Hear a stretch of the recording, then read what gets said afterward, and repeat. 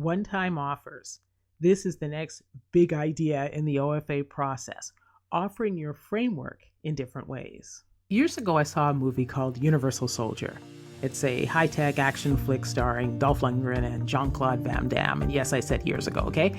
So at the end of the movie, I'm watching the credits, and there's something like, get the video at X, and find the book at Y, and play the video game at Z. And I'm like, wow, that's amazing. Like, they have created all of these different ways, all these different formats to be connected to the same story.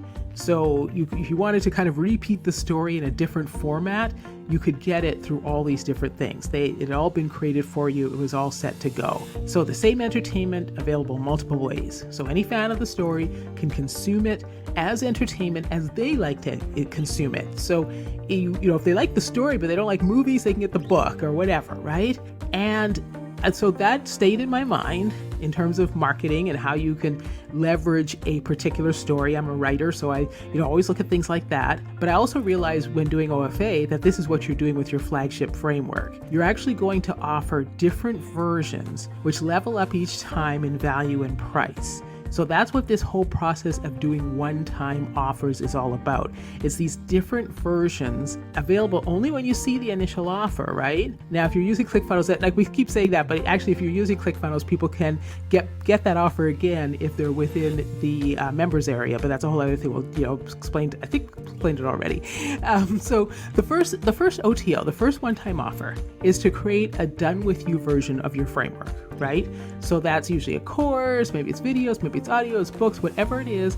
It's that over the shoulder, let me hold your hand, let me work you through this with you. And it shows how your framework is implemented, and it gives your dream customer more attention and more assistance and more information, more resources, and so on. So an OTO is, by definition, it's a higher value product. All right. So you're going to spend more time working on it. You got to think through what's that next level of value that you offer. Remember, the first one is a do-it-yourself.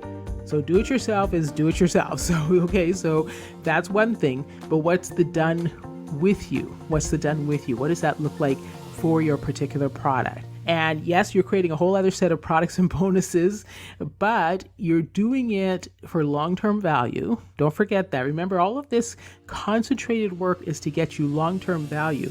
You do it once, you might be tweaking it a bit in the future, but you do this whole thing once and you get it out there into the global marketplace and it starts selling. You don't have to do it again, right? And, Russell also advises you don't actually have to do everything straight up front. Now, don't be sleazy about it and sell something that you're never going to create. The idea is you create the concepts, write the titles, write the copies, order everything, know what you're going to be doing, and so on.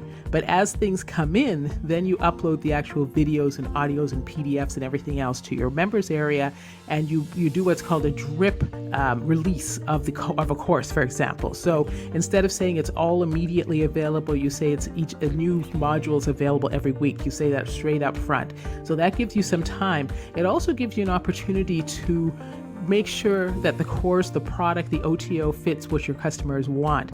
If you spend a huge amount of time and effort up front on something nobody wants, that's your waste of time. If you put out the first part, the second part, the third part, start getting feedback, start getting comments, and realize that 4, 5, and 6 should actually be something different, then you're creating it in real time. You have to create it though. You cannot sell something that you have no intention of delivering. So you have to create it, but you're going to set aside the time. When that course starts selling, that you then have to be prepared to create all the pieces for it, over the following 2 months or whatever it's going to be. Okay. So super, super important step. You could end up having profit from your funnel that just comes from the OTO, from the one-time offers. Once it's all set up, that could be where all your money is. You could have what the retail stores call a loss leader, which is to get you into the store and then have people really find the value in OTO 1. But again, you got to get it done. You got to make sure it is higher value. Hopefully you'll be able to leave it and let it run if it's good, if you spend the time right now and up front.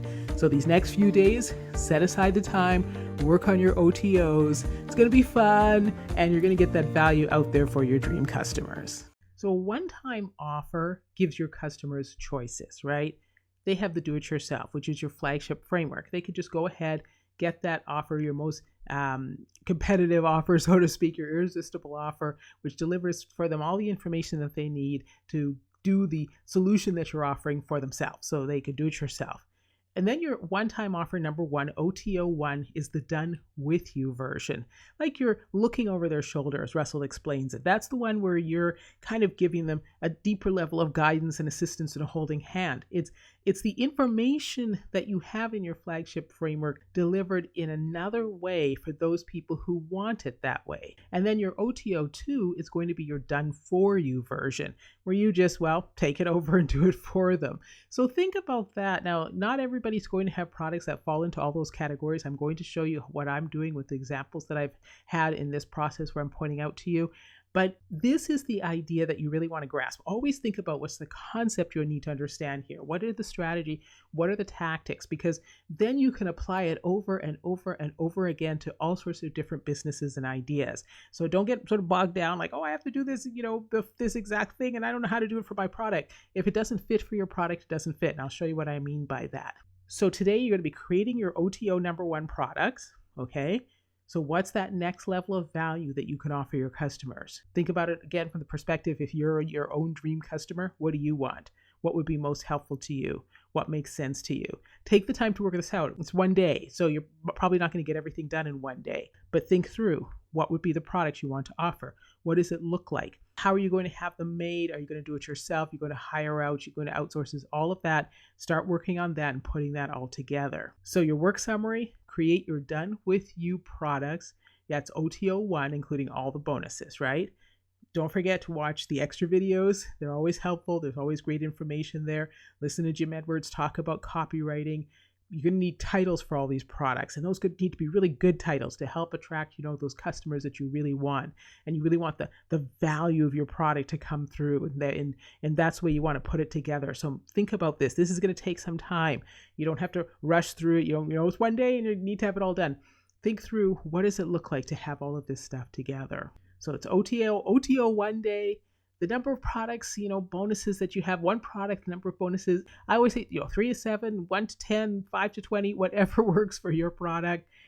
You want to think it through. What makes sense? What are the good bonuses? What will be helpful for your dream customers? That's what you want to put together. So where are you so far? You've got your flagship framework. You've worked on your social media. You've got your initial sales page up with your order bump and your members area. And that's the same members area where you're going to put OTO1 and all the bonuses. So that entire OTO1 package goes into the members area. And remember, you can designate which customers get which products. So only people who buy that will have access to it, but other people will see that it's there. They won't have access. They'll see that it's there. You're in ClickFunnels, and they can click on it and buy it later. So you want to make sure that everything is set up clearly in a way that people know what everything is. So if they want that higher value product, then they'll click on it. Your costs are going to be whatever they are for product creation. Again, if you are the graphic designer, maybe it's not costing you anything, but if you need to outsource, maybe it is going to cost you something. You can keep the cost as minimal as you like, not just by doing the work yourself, but keeping it simple. It's the value that matters. This is what people want, especially nowadays. There's enough noise out there. There's enough raw stuff. There's enough, garbage out there. So if you're giving pure content value and it's a Word document that's organized in a way that people can read and understand and make sense, that's good enough. Think about it again. If you're looking for that information, you're going to take it the way that you see it. Obviously, you need to be able to know that that's what it is. So it can't just be a big mess. But it doesn't have to be some fancy document either, because what people want is the information. They want that solution that you're offering to them.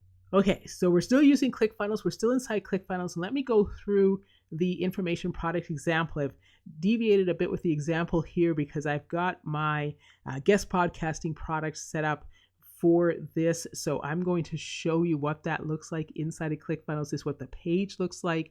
It is the step 2 in the funnel. So this is page 2 of the funnel. There's a video there, and then it's a masterclass that's offered. So this is what it is. It looks like, I have the different modules spelled out, and I've got all of the bonuses and the value and then the offer. So this mirrors what Russell is doing in the OFA, and you'll see inside of ClickFunnels, all the customer has to do is click yes or no. They don't have to re-enter any of their data and if their credit card or all that kind of stuff is already picked up on the first page.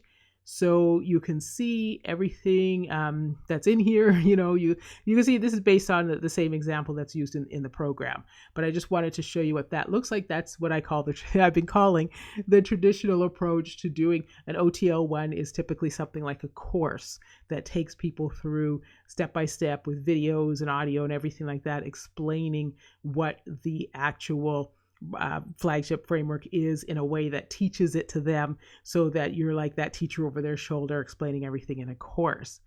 In the affiliate product example, this is where I get the big deviation from the process that you're looking at. This is what I've decided to do with affiliate products. So you remember, I'm going to offer one of my book series. The first 3 books in the series, the box set, is the flagship framework. And then my OTO is going to be affiliate products. So how do I do that? What I do is I use ClickBank, and it's a whole other story to go into this, but it's free to sign up for ClickBank, which has, I don't know how many thousands of affiliate products that you can market and sell. There's all sorts of different rules for each one, but you can see if, depending on what your particular product is, what your flagship framework is, there are probably dozens and dozens of affiliate products that you can market. And what I'm going to do, so I already have this romance in here, I can just go into the marketplace, the ClickBank marketplace, and search for romance products. So what I'm going to do in order to create OTO1 for an affiliate product is I'm just going to go through and check out what all of these different romance products are, and I'm going to choose 3 that I'm going to put on my OTO1 page. So that's how I'm going to do it. And you'll hear, for example, that you'd want to create bonuses around that as well, and how you can get people to prove that they've purchased the product by sending you a receipt and that type of thing. In this case, and you'll see in a couple of days how that's set up, I'm just going to do it as straight to the product, straight to the affiliate product, and leave it there. I'm not going to have an OTO2 or anything like that for this particular funnel. And I'm showing you, this is what I plan to do with this particular product of mine, this book series. And I wanted to show you how you use OFA differently. You can obviously do exactly what the process is. If you've never done anything like this before, if you don't have any products, you haven't started anything, just follow the process exactly where it is. Make sure you understand it, understand the concepts, the strategy, the tactics, and so on. But if you're thinking about what you do have, as I was thinking about, okay, I have this book series, how do I want to market it? How do I want to do this in a funnel? This is the way I've decided to approach it, by having up front the book set, and then sending those customers on to the affiliate products. So you'll see that coming up in a few days. Okay, so if you have any questions about OTO1 or anything else in the process so far, let me know, reach out, social questions, email, etc., and I will see you in the next day.